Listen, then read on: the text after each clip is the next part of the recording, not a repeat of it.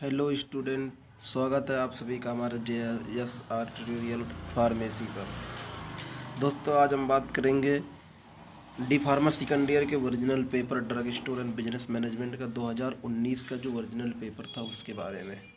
अगर आप हमारे चैनल पर नए आए हो तो चैनल को सब्सक्राइब कर दीजिए और लाइक करें, कमेंट और अपने दोस्तों में शेयर करें ताकि ये जानकारी आपके हर एक दोस्त तक पहुंच जाए। तो दोस्तों, चलिए हम शुरुआत करते हैं 2019 के पेपर के बारे में कि किस तरह से पेपर बना था और किस तरह से उसको लिखना था। अगर आप को 2020 से लेकर के 2011 तक यानी 10 ईयर ओल्ड पेपर अगर आपको चाहिए तो हमारे चैनल को सब्सक्राइब कर दें। इसमें हम आपको सारी चीज़ें बताएंगे, क्वेश्चन किस तरह से बना था, क्वेश्चन को किस तरह से लिखना है।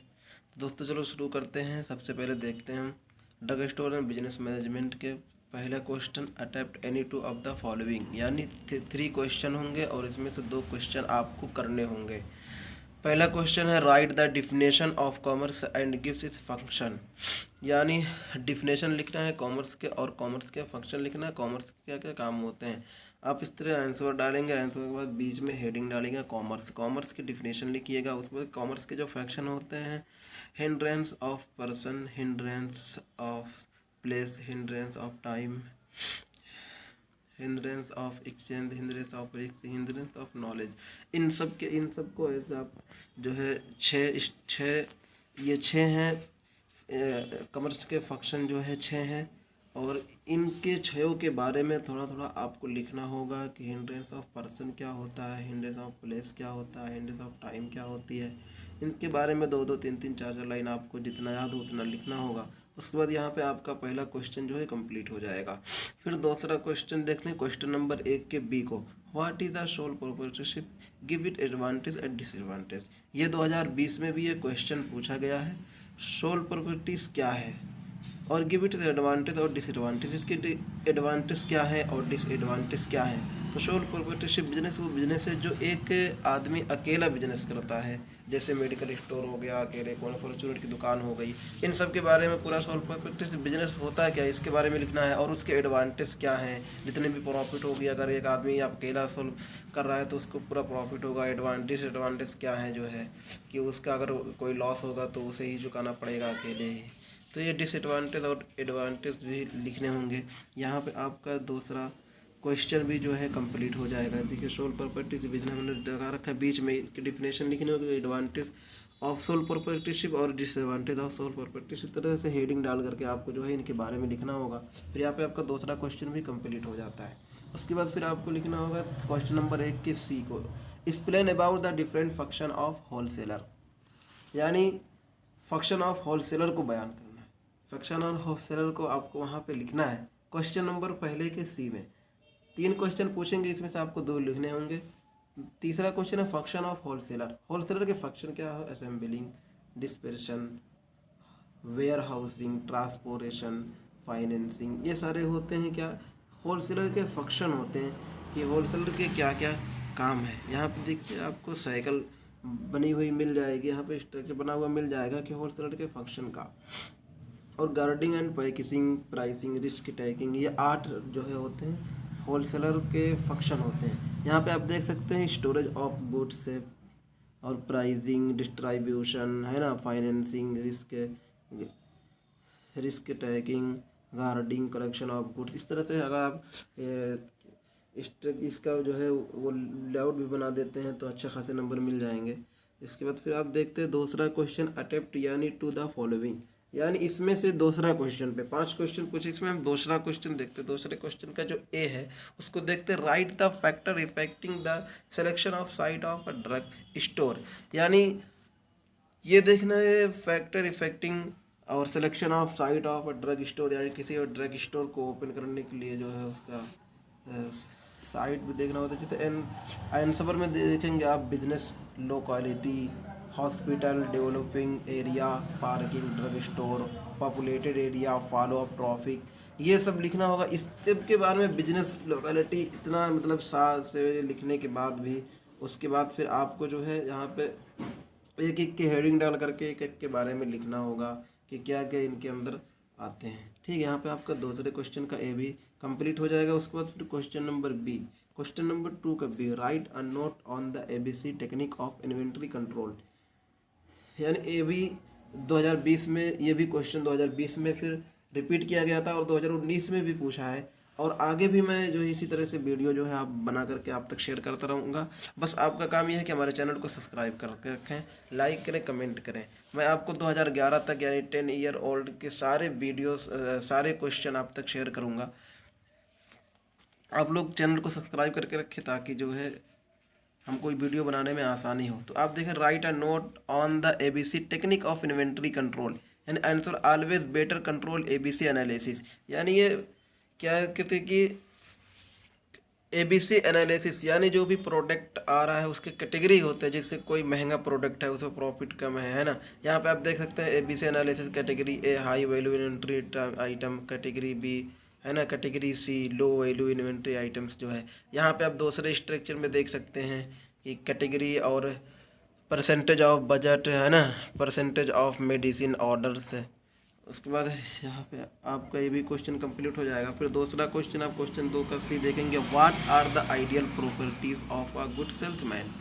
यानी आप जो सेल्समैन है उसके प्रॉपर्टीज़ को, उसके आइडियल प्रॉपर्टीज़ को देखना है। उसके अंदर अच्छा है क्या आंसर, द आइडियल, ये आंसर मैंने यहाँ पे लिख भी दिया एक लाइन का, ये आपको लिखना होगा, the ideal properties of a sales person as are as following. यानी उसके अंदर क्या मतलब आइडियल प्रॉपर्टीज़ होनी चाहिए। नंबर 1 पर्सनालिटी है ना, केयरफुल डिस्पोजिशन, मेंटल इंग्रेडिएंट्स, रेस्टिसिपेटियंस एंड परसेवरेंस एंड है ना, complete knowledge about the self product company and the customer. यानी उसके बारे में उसको पूरा नॉलेज होना चाहिए जो प्रोडक्ट जिस कंपनी का वो सेल कर रहा है ना, ये सब पूरा आपको लिखना होगा। उसके बाद फिर एक एक की हेडिंग डाल डाल के एक एक के बारे में, पर्सनालिटी के बारे में लिखना होगा, फिर केयरफुली डिस्पोजिशन के बारे में लिखना होगा, मेंटल इंग्रेडिएंट्स के बारे में लिखना होगा। यानी सारे चीज़ों के बारे में आपको जो है 2-2, 3-3, 4-4 लाइन करके लिखना होगा। तो फिर तीसरा क्वेश्चन देखते हैं, अटेम्प्ट यानी दो any two of the following. यानी इसमें से भी 3 क्वेश्चन होंगे जिसमें से आपको 2 करने होंगे। Question number 1, give are note on of a step involve during the requirement of pharmacist. यानी फार्मासिस्ट के रिक्वायरमेंट क्या, answer step involve during the requirement of pharmacist. कितने फार्मासिस्ट की रिक्वायरमेंट हो सकते हैं। स्टेप 1 में है advertising the sales position, step 2 में है resume screening, phone interview, face to face interview. उसके बाद assessment, secondary face to interview, job जो रेफरेंस वो चेक, जॉब ऑफर। ये सब फार्मासिस्ट के रिक्वायरमेंट होते हैं। इनके बारे में भी आपको एक एक के, जैसे एडवर्टाइजिंग द सेल्स पोजीशन इतना लिखा, उसको इसके लिखने के बाद एडवर्टाइजिंग द सेल्स पोजीशन, ये आपको हेडिंग डालनी होंगी इसके बारे में, इसके अंदर क्या क्या आते हैं, ये सारी चीज़ें आपको लिखनी होंगी। फिर क्वेश्चन नंबर 3 का बी जो है, give the different function of commercial banks. यानी कमर्शियल बैंक के जो फंक्शन है उसको भी लिखना होगा। कुछ फंक्शन है उसके भी देख लीजिए। Answer, the function of a commercial bank is following. यानी कमर्शियल बैंक के कुछ फॉलोइंग फंक्शन है।